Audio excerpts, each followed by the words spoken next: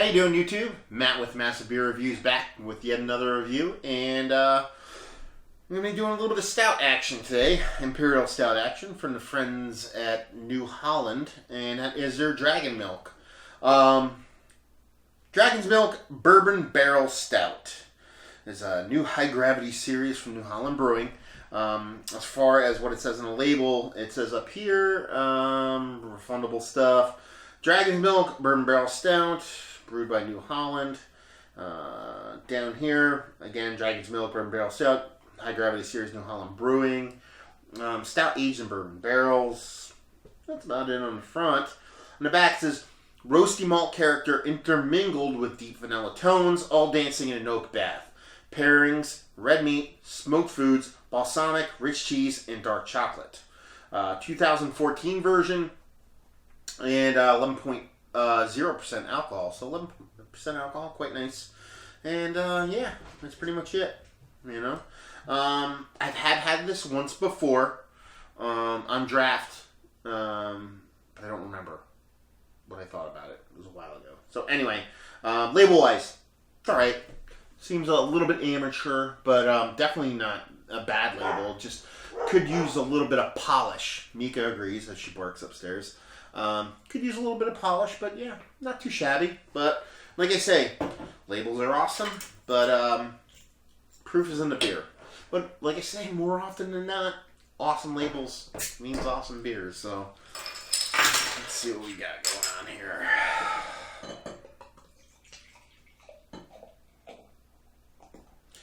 It's a different color than I expected it to be. Pouring it out, it had a really, really reddish orangish hue to it, as opposed to being like brown or closer to even black. Headwise, almost 2 fingers worth. Super crazy tiny bubbles. Decent creamy top to it. Seems like it might want to stick around for a while. Like I said, that's red. I mean, there's some crazy ruby tones in there. It's hard to see how dark it is, especially off camera. But if I hold this sucker up to the light and get a good angle on it, there's like right here where all the lighting kind of converges. It's red. That's red. Wow. It's a little bit different color than what I expected it to be. Looks like it doesn't have a crazy amount of density to it. That light I can see kind of getting through it. Don't know if it's refracting off the glass, but it looks like it's rather clear, just super dark. And carbonation-wise, couldn't tell you what's going on there because of how dark it is. News-wise, let's see what we got going on here. Bourbon. Definitely bourbon. Nice sweetness, cherries, bourbon. It just smells really sweet, almost like a chocolate-covered cherry with soaked in bourbon. That's kind of the vibe I'm getting from the nose. Boozy. And that's, the bourbon's kind of bringing that in there. I don't know if it's actually from the beer or just my brain telling me there's bourbon in there. But yeah, that smells quite nice. If you like ABV beers like I do. So, yeah. Let's see what she's got. Cheers.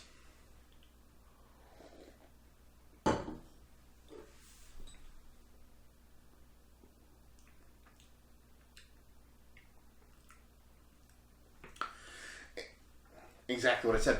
It's a chocolate-covered cherry soaked in bourbon as a stout, and that is not a bad thing. Really nice mouthfeel.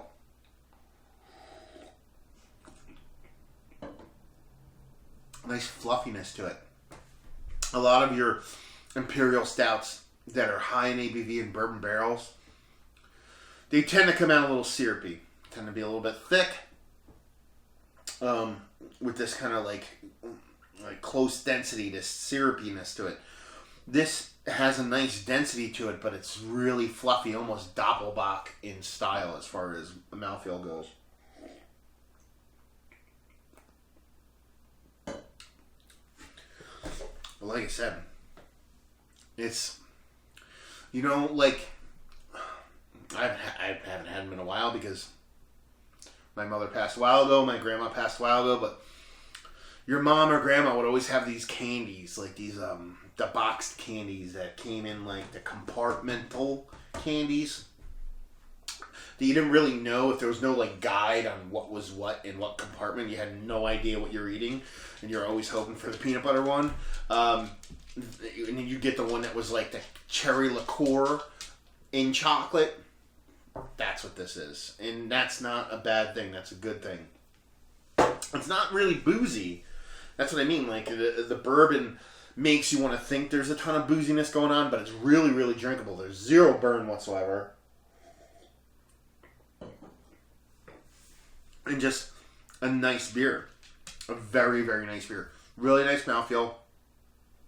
High ABV, and there's, a slightest hint of booze in there, but it's not off-putting in any way. It just lets you know it's there.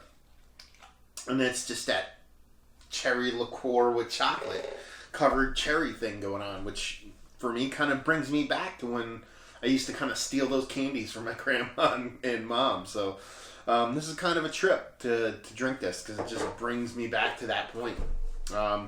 Rating wise, I'd have to give it I give it a 92, man. This is a good beer. This is a really good beer.